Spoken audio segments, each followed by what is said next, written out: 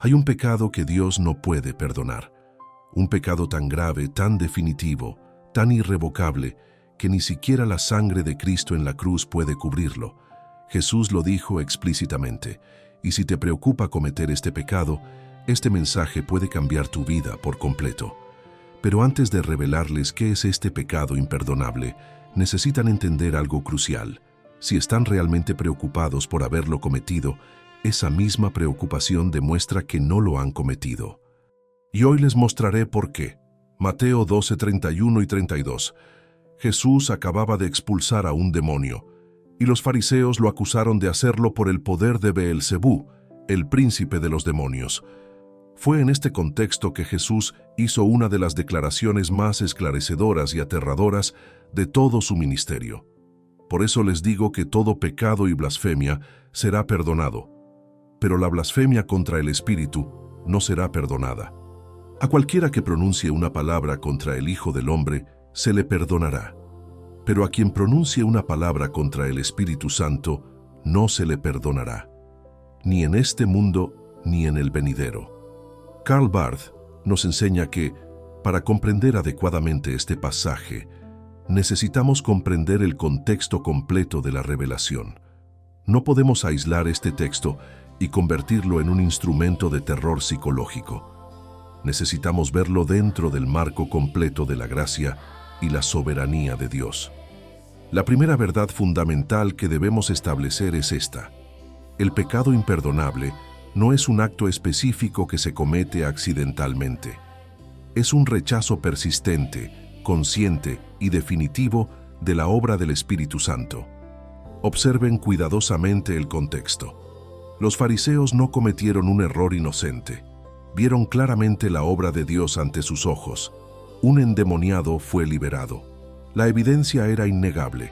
El poder era visible. La transformación era real.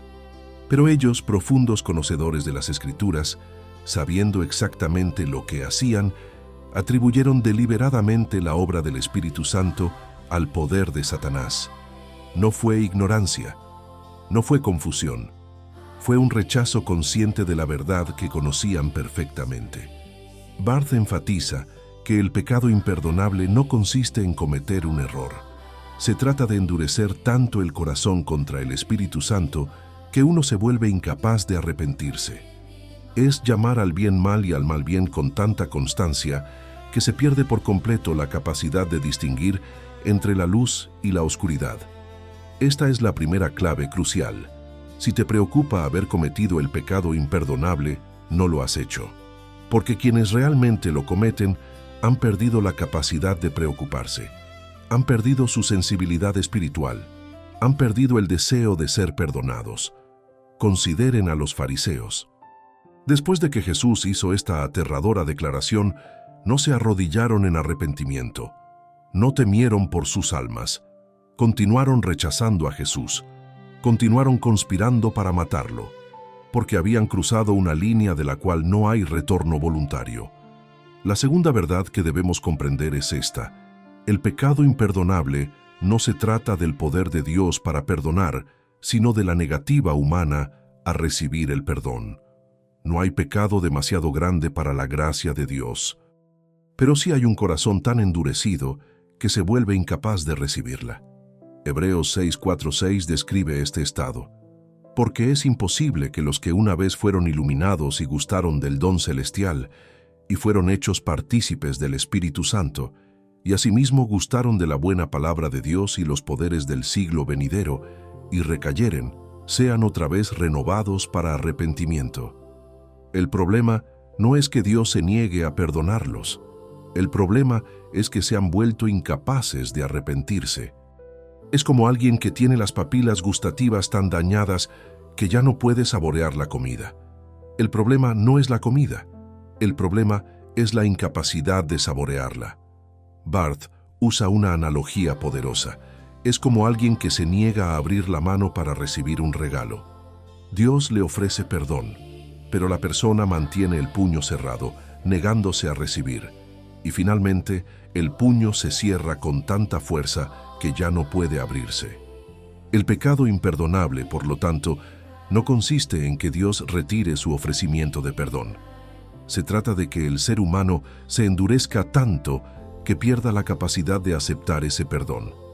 Es una autodestrucción espiritual progresiva. Esta es la segunda clave. Dios nunca deja de ofrecer perdón, pero hay un punto en el que el corazón humano puede endurecerse tanto que pierde su capacidad de responder. Y ese punto es el estado de haber cometido el pecado imperdonable. La tercera verdad crucial es esta. El pecado imperdonable ocurre cuando atribuyes constantemente la obra del Espíritu Santo a Satanás. No es una duda ocasional, no es un cuestionamiento honesto, es invertir deliberadamente el bien y el mal. Los fariseos vieron a Jesús expulsar demonios, vieron vidas transformadas, vieron una clara evidencia del poder de Dios en acción.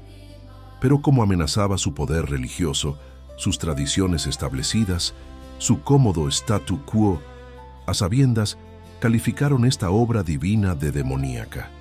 Esto no fue un error de juicio, fue una inversión deliberada de la realidad. Era llamar oscuridad a la luz cuando sabían que era luz. Era atribuirle al diablo lo que sabían que era de Dios. Y cuando haces esto constantemente, algo terrible sucede en tu alma. Isaías 520 advierte: «Ay de los que llaman al mal bien y al bien mal, que hacen de la luz tinieblas y de la oscuridad luz». Cuando invierten deliberadamente los valores morales y espirituales, destruyen su propia brújula moral, y con el tiempo ya no pueden distinguir entre el bien y el mal. Barth argumenta que el pecado imperdonable es esencialmente la muerte espiritual de la conciencia. Es cuando se extingue la luz interior que Dios ha puesto en uno. Es cuando se silencia la voz del Espíritu Santo tan completamente que ya no se puede oír. Esta es la tercera clave. El pecado imperdonable implica un rechazo consciente, deliberado y persistente de la obra evidente del Espíritu Santo. No es una duda sincera, es una inversión deliberada de la verdad conocida. La cuarta verdad que debemos entender es esta: cualquier otro pecado puede ser perdonado. El asesinato puede ser perdonado. El adulterio puede ser perdonado. La blasfemia contra Jesús puede ser perdonada, pero la blasfemia contra el Espíritu Santo no. ¿Por qué esta distinción? Porque el Espíritu Santo es quien nos convence de pecado, nos guía al arrepentimiento y aplica la obra de Cristo a nuestras vidas. Cuando rechazas por completo al Espíritu Santo, rechazas el único medio por el cual puedes recibir perdón. Es como alguien que se muere de sed en el desierto y rechaza el agua. Hay agua disponible, pero si insistes en no beberla, mueres de sed. No porque no haya suficiente agua, sino porque la rechazaste. Pablo es un ejemplo contundente de esto. Blasfemó contra Jesús, persiguió a la iglesia, fue cómplice de la lapidación de Esteban, pero fue perdonado. ¿Por qué? Porque todo lo hizo por ignorancia e incredulidad. Desconoció la verdad cuando la rechazó. 1 Timoteo 1:13. Yo, que antes era blasfemo, perseguidor e insolente, obtuve misericordia porque actué por ignorancia e incredulidad. La ignorancia no excusa el pecado, pero da lugar al arrepentimiento cuando se revela la verdad. Pero los fariseos no eran ignorantes, conocían profundamente las Escrituras, reconocían las señales del Mesías, sabían que la obra era de Dios, y deliberadamente la llamaron satánica. Esta es la diferencia crucial. Esta es la cuarta clave. El perdón está disponible para todo pecado cometido por ignorancia, debilidad o incluso rebelión temporal. Pero cuando rechazas consciente y persistentemente el único medio de perdón, te colocas fuera del alcance de la gracia, no porque sea insuficiente, sino porque la has rechazado por completo. La quinta verdad es esta: las señales de que no has cometido el pecado imperdonable incluyen la preocupación por tu salvación, el deseo de arrepentirte y la sensibilidad al Espíritu Santo. Si presentas alguna de estas señales, no has cometido este pecado. Quienes verdaderamente han cometido el pecado imperdonable no se preocupan, no pierden el sueño preguntándose si se han excedido. no tiemblan ante la posibilidad de estar perdidos, porque han perdido por completo su sensibilidad espiritual. Si lees esto con el corazón acelerado, preguntándote si has cometido este pecado, déjame ser totalmente claro, no lo has hecho. Esta misma preocupación es evidencia de la obra del Espíritu Santo en ti. Es evidencia de que Él sigue convenciéndote, llamándote y obrando en tu vida. Barth nos asegura que donde hay convicción de pecado, está la obra del Espíritu. Donde hay deseo de arrepentirse, está obrando la gracia. Donde hay miedo de perderse, aún hay esperanza de salvación. Porque quienes verdaderamente han blasfemado contra el Espíritu, han perdido toda sensibilidad. Al diablo le encanta usar el miedo al pecado imperdonable para atormentar a los cristianos sinceros. Personas que han tropezado, que han dudado, que han luchado, que han fracasado. Y les susurra: has ido demasiado lejos. Has cometido el pecado imperdonable. Ya no hay esperanza para ti. Pero eso es mentira. Si aún escuchas la voz del Espíritu convenciéndote, si aún deseas el perdón, si aún te importa tu salvación, el Espíritu Santo sigue obrando en ti y el perdón está disponible. Esta es la quinta clave. Preocuparse por el pecado imperdonable es evidencia de que no lo has cometido, porque quienes lo han cometido han perdido la capacidad de preocuparse. La sexta verdad crucial es esta: el endurecimiento del corazón es progresivo. No ocurre de repente. Es un proceso de rechazos repetidos que finalmente conduce a un punto sin retorno, y Dios envía advertencias a lo largo del camino. Hebreos 33 nos advierte: anímense unos a otros cada día, mientras dure el hoy, para que ninguno de ustedes se endurezca por el engaño del pecado. El endurecimiento no ocurre instantáneamente. Es un proceso gradual de resistencia al Espíritu. Cada vez que te resistes al Espíritu Santo, tu corazón se endurece un poco más. Cada vez que rechazas su convicción, su voz se vuelve un poco más difícil de escuchar. Cada vez que eliges el pecado en lugar de la obediencia, la línea entre el bien y el mal se vuelve un poco más borrosa. Es como los callos que se forman en las manos. La primera vez que coges una pala, te duelen las manos y te salen ampollas. Pero si sigues usándolas, con el tiempo se forman callos, y cuanto más gruesos son, menos sensibilidad tienes. Con el tiempo, puedes tocar cosas que antes te causaban dolor sin sentir nada. Lo mismo ocurre espiritualmente. Cuanto más te resistes al Espíritu, más insensible te vuelves. Y si continúas por este camino durante mucho tiempo, puedes llegar a un punto en el que ya no sientes nada, donde la convicción ya no funciona, donde has perdido la capacidad de responder. Pero aquí está la buena noticia: si aún sientes algo, si la convicción aún te molesta, si el pecado aún te perturba, no has llegado a ese punto. Tus callos espirituales no se han vuelto tan gruesos como para perder toda sensibilidad. Esta es la sexta clave. El endurecimiento es progresivo, pero mientras conserves sensibilidad espiritual, aún hay esperanza. Dios te da la oportunidad de responder antes de que sea demasiado tarde. La séptima y última verdad es esta: la gracia de Dios es mayor que cualquier pecado, excepto el único que la rechaza por completo. Y si deseas esa gracia, está disponible para ti ahora. Romanos 5:20. Pero donde abundó el pecado, sobreabundó la gracia.